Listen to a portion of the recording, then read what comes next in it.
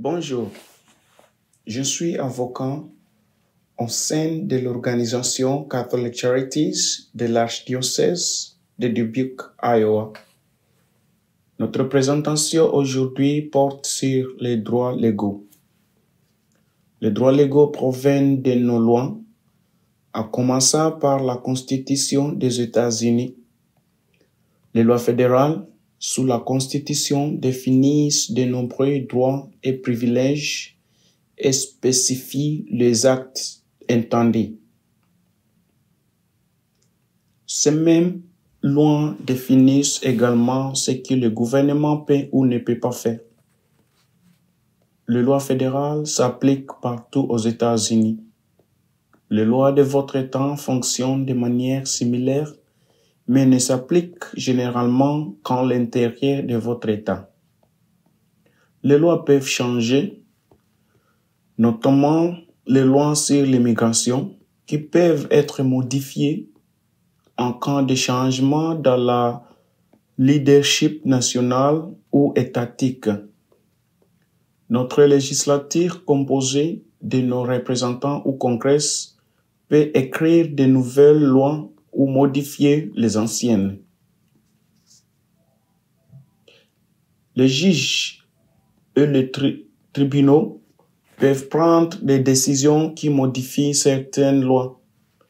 La présentation d'aujourd'hui vous aidera à comprendre les principes généraux du droit et comment la loi protège vos droits.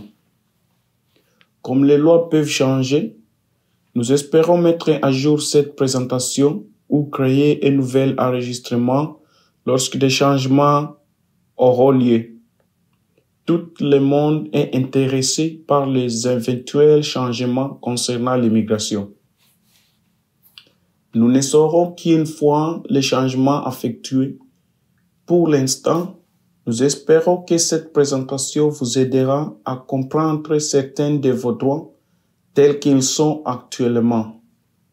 Cette présentation est un guide général. Ce n'est pas un conseil juridique. Vous devriez toujours consulter un avocat au sujet de votre situation si vous avez une question concernant la loi. Tout d'abord, un peu à propos de notre organisation. Si vous vivez dans l'un des comtés affichés sur cette diapositive, vous pourriez être admissible à une consultation gratuite si vous avez une question concernant les services juridiques en matière d'immigration.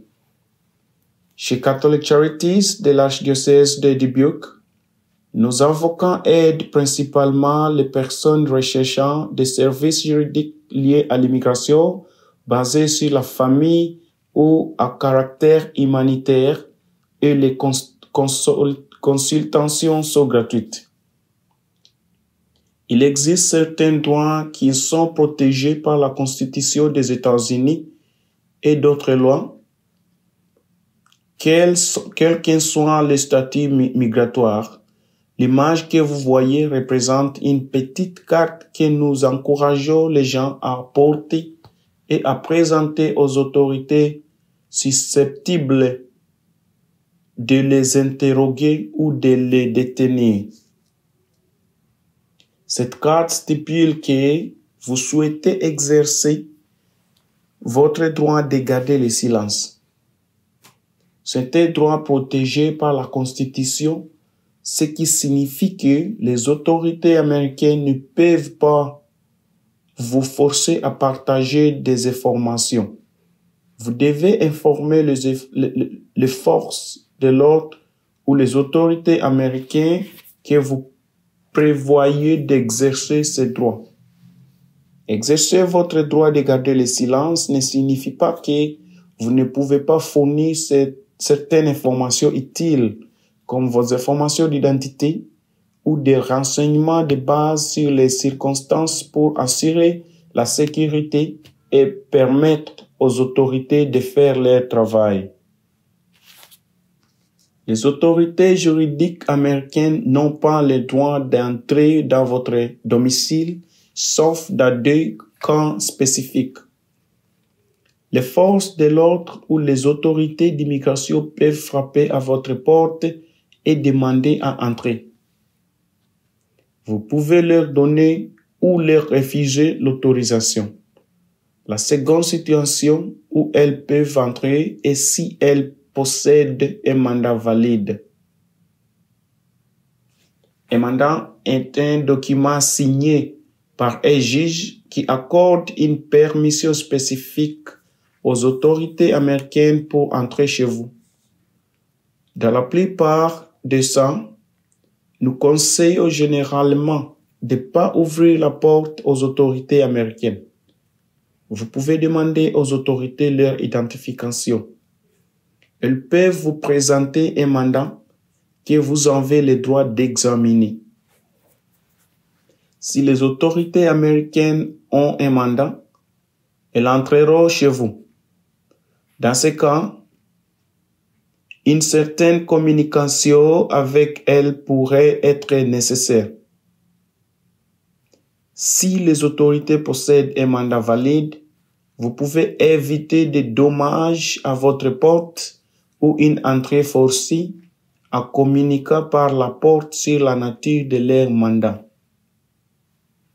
Cependant, rappelez-vous que vous avez le droit de garder le silence et que vous n'êtes pas obligé de partager des informations avec les autorités. Certaines informations peuvent toutefois être utiles à partager, comme le nombre de personnes présentes, leur nature, adultes ou enfants, leur âge, leur état de santé et beaucoup. Si les autorités ont un mandat pour entrer chez vous, cela peut être une situation stressante. Deux choses sont à garder à l'esprit. Protégez vos droits, mais faites également tout votre possible pour éviter tout risque pour la sécurité des autorités ou des occupants. Une partie de ce que vous direz sera enregistrée comme élément du dossier. Il est souvent dans votre intérêt de dire « Vous ne pouvez pas entrer. Veuillez partir. Je ne vous autorise pas à entrer. » Comme mentionné plus tôt, si les autorités ont un mandat, elles entreront probablement quand même. Cependant, vous pouvez protéger vos droits et la future documentation de votre dossier en déclarant « Vous ne pouvez pas entrer.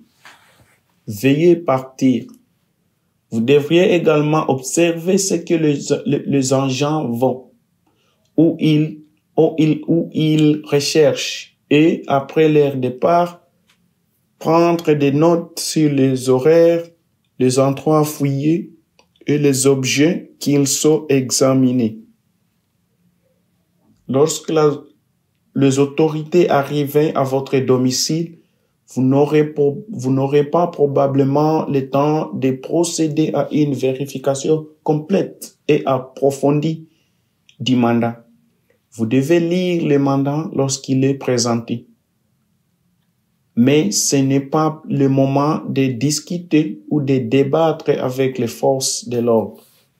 Cependant, c'est le moment d'examiner ce mandat de perquisition et de dire aux forces de l'ordre « Je ne consens pas à ce que vous fouillez mon domicile. » Tous les mandats de perquisition ne se ressemblent pas. Comme mentionné au début de cette présentation, les lois proviennent de diverses autorités. Il existe des lois fédérales, des lois d'État, des lois contre les infractions criminelles et des lois contre les infractions civiles. Les juges de divers tribunaux ont le pouvoir de délivrer différents types de mandats. Tous les mandats ne seront pas identiques à l'exemple illustré dans cette présentation. Cependant, l'image présentée est un exemple de type de formation que vous pouvez attendre sur un mandat. Bien qu'un mandat valide puisse ne pas être identique à celui-ci, il doit contenir généralement les mêmes types de formations. Ces formations incluent la signature d'un juge. Le mandat doit être précis quant à la personne ou un objet que les autorités recherchent ou souhaitent mettre à garde à vue. Le mandat doit également inclure une description générale de la personne ou des objets que les autorités prévoient de saisir. Encore une fois, bien que cet exemple puisse ne pas ressembler exactement au mandat utilisé dans votre juridiction ou pour des raisons spécifiques, ces informations doivent apparaître sous une forme ou une autre sur la plupart des mandats que vous verrez. De nombreuses infractions liées à l'immigration ne sont pas des infractions pénales, ce sont des infractions civiles. Les mandats pour des enquêtes civiles et pénales peuvent avoir des apparences différentes. Les mandats délivrés par diverses agences d'application de la loi peuvent également différer les uns des autres. Voici un exemple de mandat précédemment utilisé par l'ICE, Immigration and Customs Enforcement. L'ICE fait partie du département de la sécurité intérieure et est chargé d'appliquer les violations des lois sur l'immigration. Différentes normes s'appliquent lorsque vous conduisez un véhicule. En conduisant sur une route publique, vous acceptez de respecter les lois ou les règles de la route, y compris maintenir une assurance et certificat d'immatriculation et un permis de conduire valide. Ainsi, si vous conduisez et vous êtes arrêté par les autorités, vous n'avez pas le droit de garder le silence concernant ces aspects spécifiques. Vous devez fournir votre permis de conduire, votre certificat d'immatriculation et votre preuve d'assurance. En dehors de cela, votre droit de garder le silence s'applique toujours. Vous ne devez pas volontairement fournir des informations supplémentaires. Par exemple, bien qu'il soit requis de présenter votre permis, vous n'êtes pas tenu de partager votre destination, votre point de départ ou le nom des passagers dans votre véhicule. Rappelez-vous également que ces règles s'appliquent uniquement aux conducteurs. Les passagers conservent leur droit complet de garder le silence. Si les forces de l'ordre vous arrêtent ou vous placent à détention, il y a certaines choses que vous ne devez absolument pas faire. Ne tentez pas de fuir les forces de l'ordre. Ne tentez pas de vous échapper avec votre véhicule. Ne résistez pas ou ne vous battez pas contre les autorités. Ne fournissez jamais un faux document ou faux nom. Ne tentez jamais de tromper les autorités sur votre identité ou vos activités. N'essayez pas de discuter, de persuader ou de négocier avec les autorités légales. La meilleure chose à faire est d'exprimer votre droit de garder le silence et de ne partager que les informations nécessaires pour garantir la sécurité. Par la suite, utilisez le numéro de téléphone que vous avez mémorisé pour contacter votre représentant légal ou un membre de votre famille.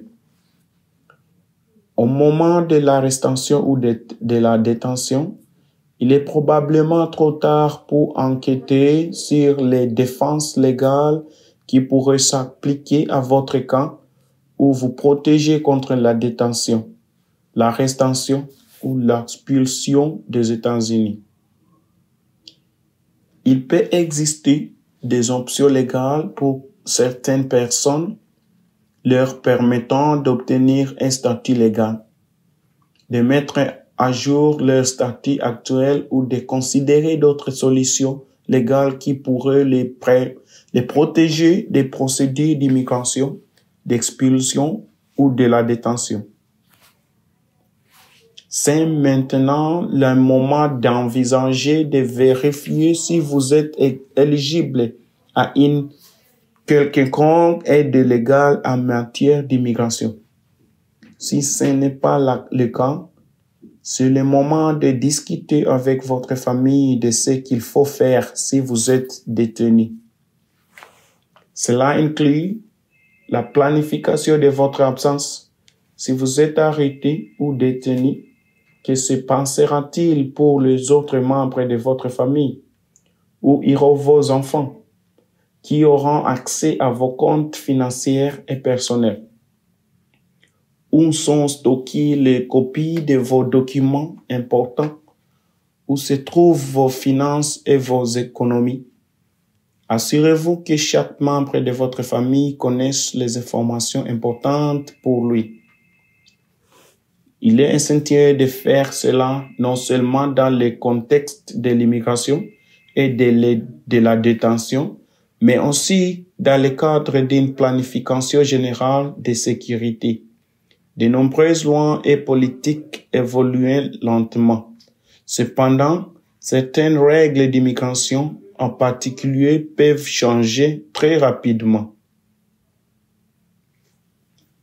Les informations présentées dans ces diaporamas sont générales. Si vous avez des questions spécifiques concernant votre cas, vous devez consulter un avocat ou un autre représentant légal pour comprendre comment la loi s'applique à votre situation. Et s'il existe une protection supplémentaire ou un statut migratoire qui pourrait vous aider, cette diapositive résume certaines des informations déjà présentées dans les diapositives précédentes. À résumer, rappelez-vous que si vous êtes détenu et que vous pouvez penser à un appel téléphonique, ne discutez pas des circonstances de votre détention au téléphone. Ces informations pourraient être utilisées à votre désavantage dans une procédure criminelle ou d'immigration. Au lieu de cela, faites tout votre possible pour informer les membres de votre famille ou le représentant légal que vous appelez de votre localisation, du numéro de téléphone de l'établissement où vous êtes détenu et de la date de vos actuelles comparaisons devant le tribunal. De nombreuses personnes se demandent quel est leur risque d'être détenu. À ce stade, il est impossible d'évaluer précisément les risques de chaque individu et le niveau de risque peut varier selon les personnes.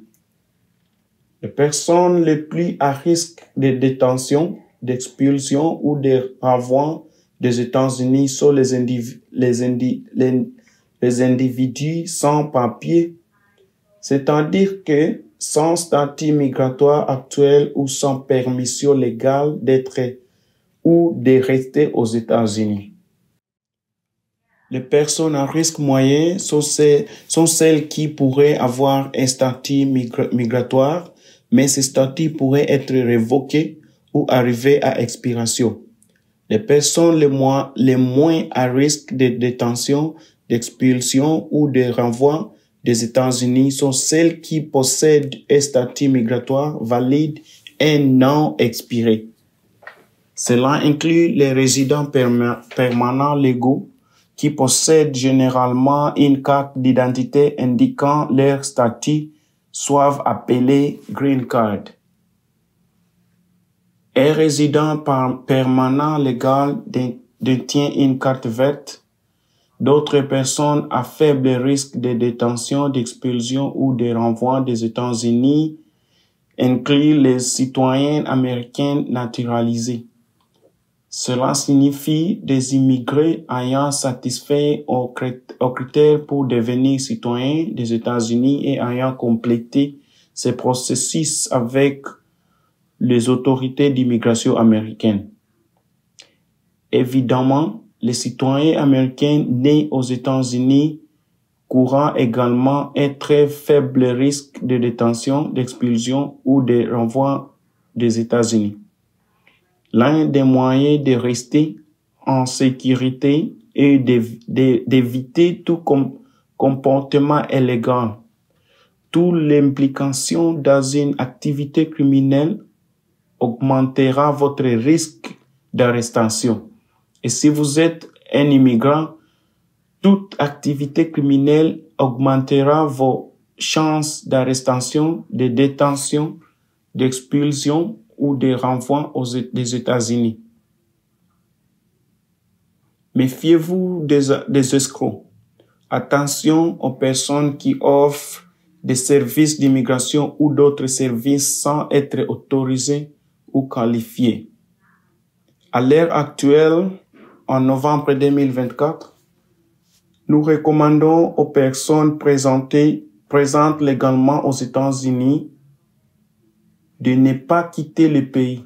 Si vous êtes sans papier, il est encore trop tôt pour vous conseiller de quitter les États-Unis. Gardez à l'esprit que certains immigrés sans papier peuvent être éligibles à un statut légal.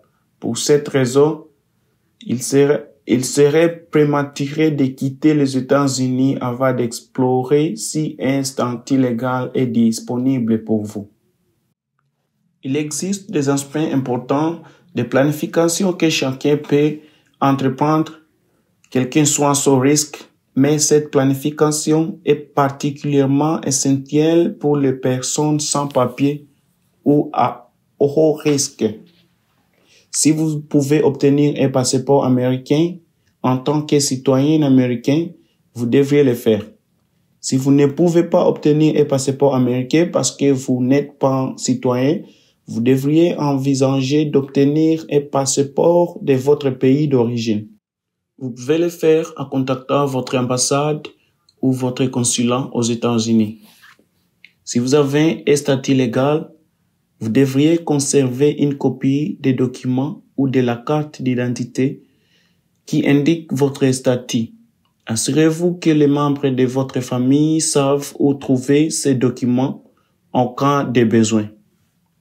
Si vous avez des questions, vous pouvez contacter le service juridique en immigration des Catholic Charities de l'archidiocèse de Dubuque, Iowa, en appelant notre bureau de Cédar Rapide au 319 364 71 21. Merci d'avoir suivi cette présentation.